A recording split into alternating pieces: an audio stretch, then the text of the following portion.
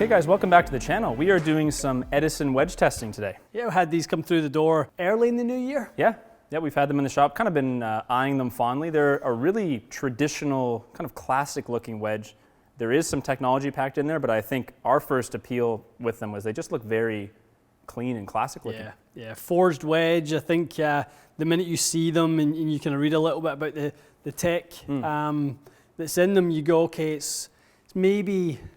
A lot of people ask about forged wedge, don't they? And yes. Not everyone has and goes with forged. It's pretty rare actually at this point, isn't it? It really is. So I think there's a few things about them that will capture the the imagination when people are looking for a new set. But we wanted to test it for a few different reasons. Absolutely. So I think on the surface, my thought with it is cavity back wedges are a really good idea. Yeah. I just think for some people, the larger models like a CBX or a Ping Glide, they maybe just get put off by the look of it. Yeah. I don't think I've ever seen someone make this subtle of a cavity in a wedge. It's, to be honest with you, it's really, really nice looking. And based on what they're saying on their website, it's not just about the cavity. The variable bounce thing is quite an interesting feature. And I think their claims basically about center of gravity position, which is what we're going to get into, and how that affects a miss hit, how that can increase your spin, that seems to be the secret sauce here. It definitely does. And it's a good topic for us to get into this CG conversation because we have been talking about it with drivers. Yes.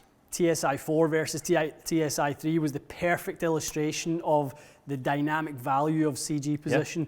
Yep. And we're going to kind of dabble into that a little bit with wedges as well. And I think it might even be a topic that carries on a little bit of momentum moving forward. Definitely. I think CG location with wedges, even just from my perspective, I don't remember companies talking about it as much until the last couple of years. Is that safe to say? It's been a little bit more of a focus from guys like Titleist and a couple other companies moving CGs higher and toe side, and Mizuno's ES21 wedge is extreme and the high toe is extreme, but I think people have seen that technology happening. Yeah. I think this is different just in sort of application because it doesn't look remotely different than a traditional wedge. And until you really look closely at the distribution of the weight, and we'll show a cross section here, just a lot more mass, I guess, above the strike point. Is that fair to say? It definitely is a raised CG, and the impact of the strike position, going back to our podcast with Aaron Dill, in the position where the strike occurs on groove number 3 in a wedge head. And, if we look at when we see these images of where the CG is and where the mass is, if we're talking about striking the ball on groove 3, we are creating quite a lot of downward deflection on the head. We're gearing that golf ball up the face, lower launch, higher spin, all those things attributed to a kind of really well struck wedge shot, especially in a pitch shot as well. And so gear effect is something we've talked about on the driver quite a bit. I don't know that too many people are familiar with it on a wedge or even on an iron. And so when you talk about gear effect, we're basically saying the CG location of the wedge versus the strike location of the wedge. Absolutely. So if I strike it below the CG, the club gears down, the ball spins up. This is obviously simplistic. Absolutely. If the CG is low and the strike is high, the ball gears the other direction. It does. It launches a little higher, it has less spin. And reduces the spin.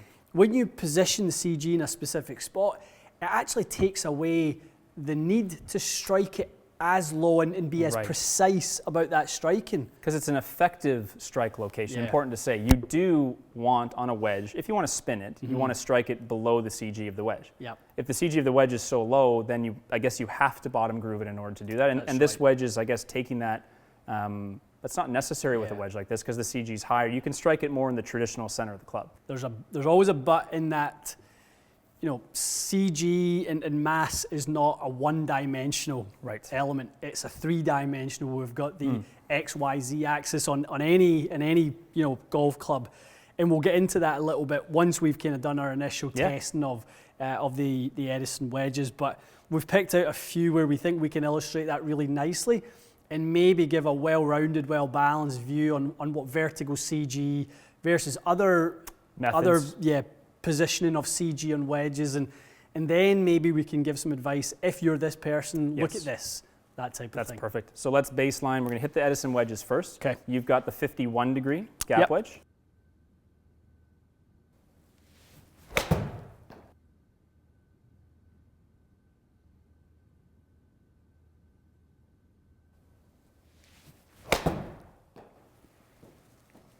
Lovely. Yeah, it's a nice flight. Really nice.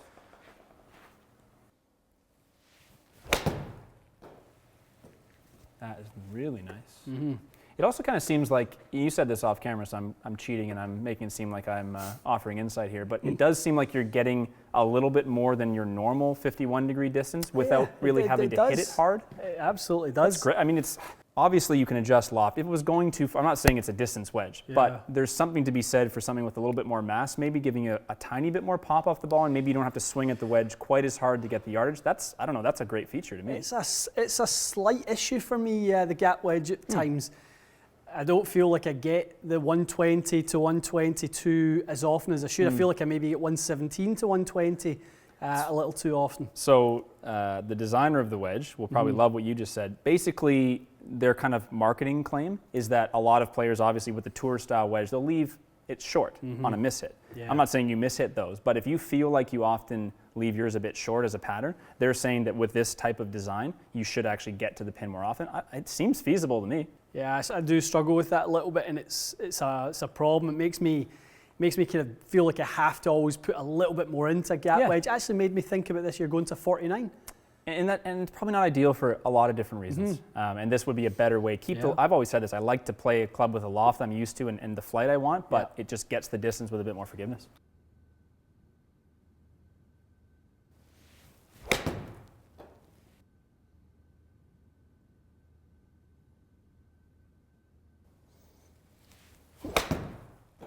Very nice. That's got a really nice flight to it. Yeah, it does, eh? Penetrating It's flight. really high spin. So this higher CG is really going to, in practice, help you lower the launch and raise the spin and give you that squeezy flight you want. I really like seeing stuff like this that actually works. Like we don't have to sit here and hit a million shots and analyze it, with a fine-tooth comb. It seems to be doing as kind of advertised. Yeah.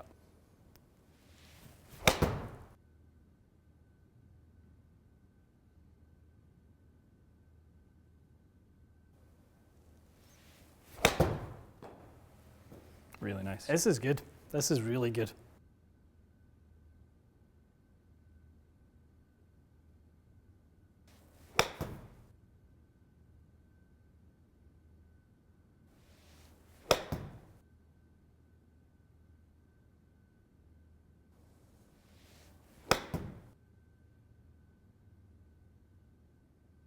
So it's not at all the super spin delivery that we talked about. This is a fairly standard 60-yard shot. You're hitting over 8,000 RPMs of spin, 60 degrees of loft, but keeping the launch under 29. That's great stuff. Yeah.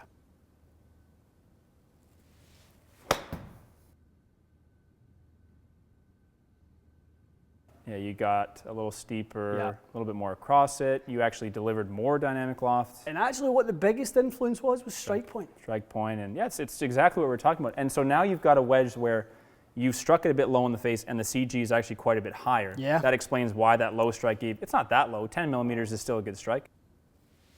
Hit that a little harder, but It's okay.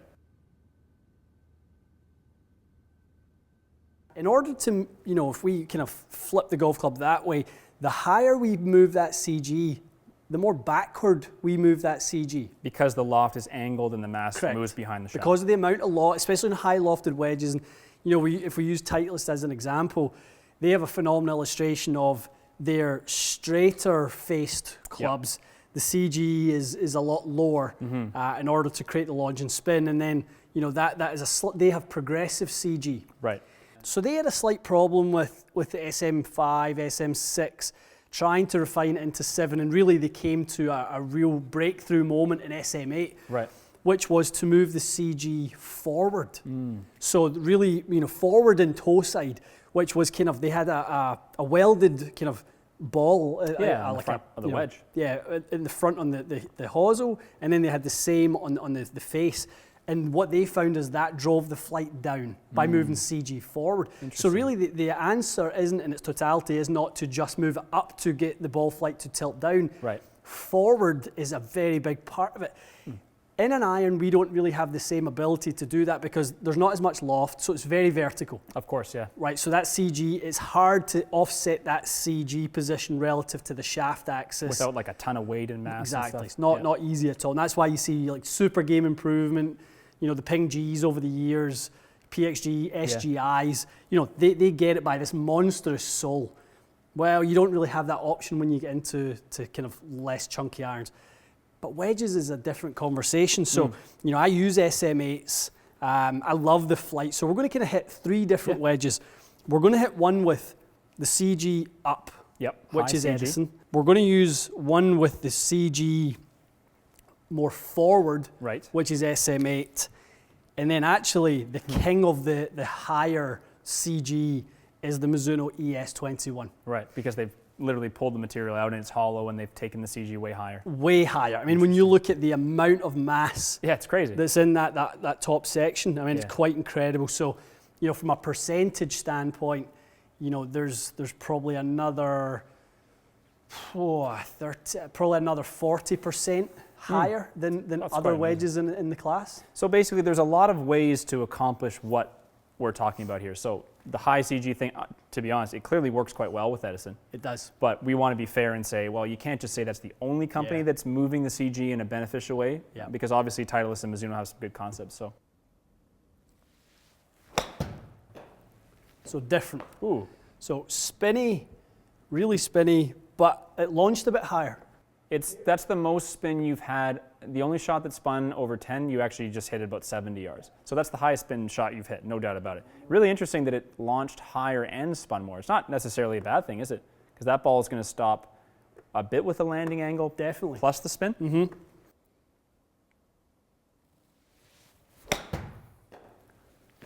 Ooh. Come back, ball. That's great. Like a 60-yard shot that comes back 4 yards. So there are the high spin, sort of specialty shot, but to represent what the wedges are capable of. Is that fair to say? We're sort of exposing what they can do from a launch and spin perspective? Maybe you haven't thought of the wedges that way in the past, but let's use the design characteristics and let's expose the design characteristics of these, because I kind of feel that no one really knows how much mass is above the CG, how much mass is below the CG, how much mass is in the hosel. We look at a wedge and go, it's a bit like what I always talk about with drivers, loft versus CG location. That's so true. It's the exact same thing. 4 9-degree drivers, you're expecting them to launch and spin the same. We know for sure that's not the case. To be honest, I didn't realize wedges could separate this much, because you really did hit what on paper would be 3 wedges kind of designed to do the same thing, but they have very different characteristics. It's pretty cool. So let's look at, I just want to go back to just the standard shots we hit with that Edison wedge. So your experience of hitting these with the full shots, it was kind of fun for me to see. Again, I'm literally looking at like the marketing materials over here on the screen, and you know how it is. Like usually we kind of take this, we always take it with a grain of salt, and we go, okay, well that's nice. I honestly think, I'm not going to say you're going to hit the wedge 31 feet closer that they're claiming. I can honestly see though how many people leave their wedges short, and how easy it was for you to get not only your normal distance, but to be honest, maybe even a yard or two more. With a very kind of low effort swing. You didn't have to do anything crazy. You didn't have to worry about like getting the face, to turn over or anything. The ball just got there.